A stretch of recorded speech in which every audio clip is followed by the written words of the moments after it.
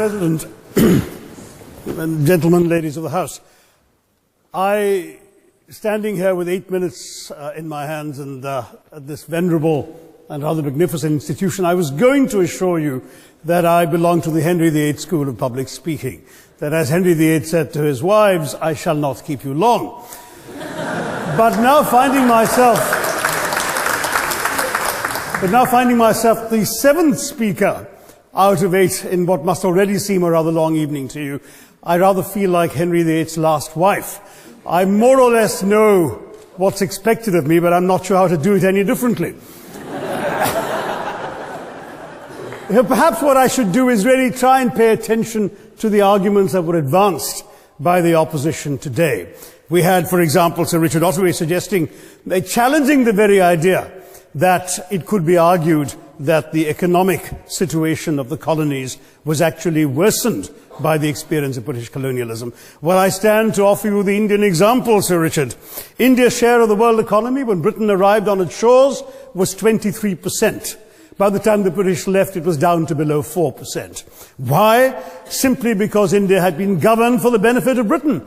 Britain's rise for 200 years was financed by its depredations in India. In fact, Britain's industrial revolution was actually premised upon the deindustrialization of India. The handloom weavers, for example, famed across the world, whose products were exported around the world, Britain came right in. There were actually these weavers making fine muslin, light as woven air, it was said. And Britain came right in, smashed their thumbs, broke their looms, imposed tariffs and duties on their cloth and products, and started, of course, taking the raw materials from India and shipping back manufactured cloth, flooding the world's markets with what became the products of the dark and satanic mills of Victorian England. That meant that the weavers in India became beggars, and India went from being a world-famous exporter of finished cloth into an importer, went from having 27% of world trade to less than 2%. Meanwhile, colonialists like Robert Clive bought their rotten boroughs in England on the proceeds of their loot in India, while taking the Hindi word loot into their dictionaries as well as their habits.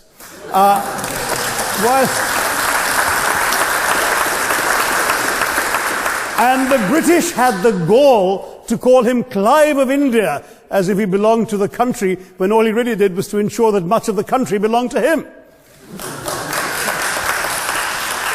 By the end of the 19th century, the fact is that India was already Britain's biggest cash cow, the world's biggest purchaser of British goods and exports, and the source